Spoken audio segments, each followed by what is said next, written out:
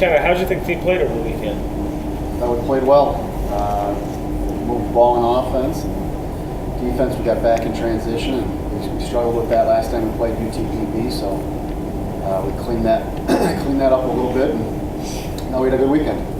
I know the 2 games before this past weekend on the road, I think you had your lowest point totals of the season. These last 2 back at home, you cracked 100 both times, 105, 111. What did you kind of do, you think, to get back to what you would do, be capable of offensively this weekend, maybe been missing a little bit before when you went on the road there? Well, when you go on the road, it's always a little bit tougher, but it's kind of a style of play. Some teams will slow down and kind of walk the ball up. Some teams will go with it, and UTPB and Western aren't afraid to play and go up and down a little bit, and so the score is a little bit higher.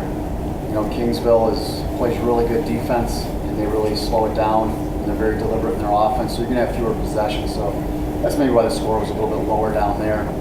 But the score really doesn't matter, just trying to get a W.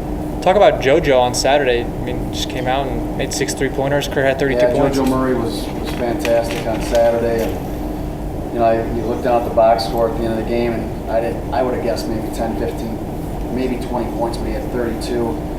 It was pretty quiet, very efficient, and that's a really big key, I think, for any ball club is being efficient. He was very efficient on Saturday. Coach, I know hindsight's 20/20, and there's always wish you could have done this, wish you could have done that. One loss on the year only to that number 12 St. Edwards team. Does it bother the team or you at all, saying, "Oh man, if we just won that game, we could have a perfect season right now"? I don't think so. You know, you do your best that you can. We weren't good enough. St. Edwards was better than us that day, and you know, we've got the one loss. So you head to Lubbock on Thursday. I mean, you played them early in the year, kind of dominated them a little bit. What do you change going into this game? Yeah, that happens. You know, we're not going to be fooled by that. Lubbock is very good. They just beat, you know, the team that you just mentioned, St. Ed's. They just beat St. Ed's, the team that we lost to. Lubbock is very tough in their own gym, just like everybody. You know, everybody in the country is a lot better at home than they are on the road, typically, for the most part. But Lubbock presents a big challenge for us. You know, it's going down there. They usually have a pretty good crowd, and they have some vocal fans, and so it'll be a really good game. You know, hopefully we can come away with a win down there. We always talk about Quay's scoring, but his rebound, I didn't know his rebounding is as good as it was. Just kind of, can you talk about how important that is, having the point guard be able to rebound as well as he does? Well, you know, we have all guards on our team, and we've got probably, I think, 5 or 6 point guards. So, you know, I don't know if you want to list him as a point guard that's getting a lot of rebounds, that's fine, I guess. But he goes and gets it. You know, he's a strong kid. He goes and grabs the ball with 2 hands, and he anticipates very well. And I think the leader in our conference a couple of years ago was a kid from UTPB who was only 6'1" or 6'2", and they kind of played him at a point forward as well. I forget that kid's name, but was a very good player, very aggressive player, and he just went and got the ball. You know, and you look back, you know, I know Coach Reisman at Tarleton, Coach Dennis Rodman in junior college basketball, and Rodman made a career out of it in the NBA. Now, Quay's not 6'8", he's 6'1", but he goes and gets it, and he's a very strong kid. And some kids just have a knack for it. Some kids really want to do it, and Quay will do that. He'll do everything. You know, you look at assists, rebounds, steals. You know, he'll step in and take a charge. He's a complete player. When you played LCU the first time, you won, I think, by 24, pretty decisive win. But I maybe don't want to put a whole lot of stock in that. But what did you really do in that game you think was real successful that you kind of were hoping to maybe duplicate again when you played them at their place?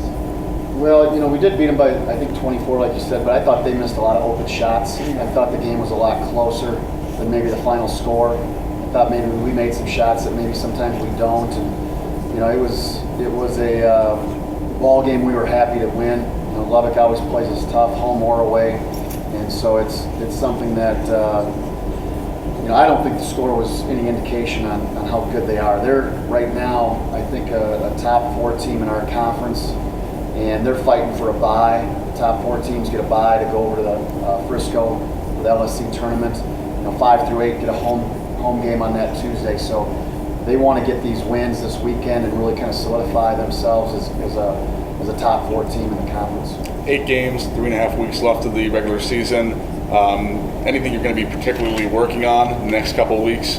That's the team, whether it's something on offense, defense, ball movement. Yeah, we're going to be working on dribbling, passing, and shooting. and trying to get that to work and then put it together and go play some games. What is it that's so tough about LCU? You've never won down there, so what is it? We've never won down there? You. I've never won down there? That's what Baker was telling me. You're Is winless that down right? there. We shouldn't schedule them. You know, they're a tough team. They're well coached.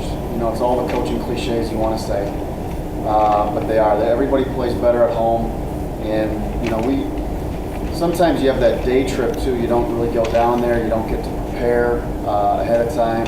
You just go out and play on the court, and it makes a little bit of a difference. But you know, they're a good ball club. We're a good ball club, and we have. How many times have we played them down there? You have 4. 4 times? 3 or 4? All right, we got to get one then. We got to try to get to 25% or 20% against those guys on their courts. But they're good. You know, that's the reason that you lose to teams is they're better than you are, and that's why we lost to them the last few years. Again, it'll be a tough matchup for us. We know that right now. Coach, you have a report card right now for how the team has been playing in each of those key facets: defense, offense, rebounding. You know, I don't know. I don't really do report cards. We're outcome-based education, and so we don't really put grades on them. We'll see at the end of the year how we do. So you played a lot of freshmen the past 2 games. How's that going to help you down the stretch? Then get some more playing time. Yeah, I think anybody that gets a little playing time this time of the year hopefully can help maybe in some games to finish up the season. And then definitely, hopefully they can help in the conference tournament, maybe a regional, because you play so many games back to back to back. When we go to the conference tournament, you know, hopefully we're in position right now. We should be able to make it. And, you know, you play on Friday. If you win, you get to play Saturday. And then if you win that one, you get to play Sunday. So a couple teams are going to play 3 games in a row. That's hard on the body. It's hard mentally to do that as well. And so you got to be able to use your bench a little bit more. And so guys getting some minutes right now could really help us out for that conference tournament and hopefully for that regional as well. We've talked about Derek Geddes' just energy a lot, but one play that sticks out to me from UTPB was he caught it down the post. It looked like he spun off 2 guys and then went and dunked his first half pretty early on. Yeah. But it feels like his offensive game's growing a lot. Yeah, Derek's a good player. You know, he's a guy that didn't play much last year. He came in, got us some rebounds and played great defense, and now he's just kind of expanded on that. And that's what we hope some of our younger guys will do. Even if they don't get in this year or much this year, hopefully they can develop in the summertime, come back and be ready to go as sophomores and even juniors. You know, a guy like Eric Mosley didn't play at all his first 3 years, and now he's really played really well the last couple of years for us. Jordan Collins, same thing, and those guys are program guys that, you know, that's kind of what Division II basketball I feel is all about, and having those guys in your program really helps you out.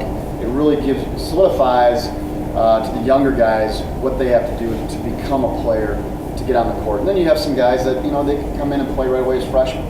You know, we've had some players like that. David Chavlovic and Ryan Quaid and Jordan Evans came in right away and played as a sophomore and started 3 years for us. So everybody takes a different path. And, you know, those guys have just got to be patient, and they got to be humble, and they got to keep working at it to keep getting better and better.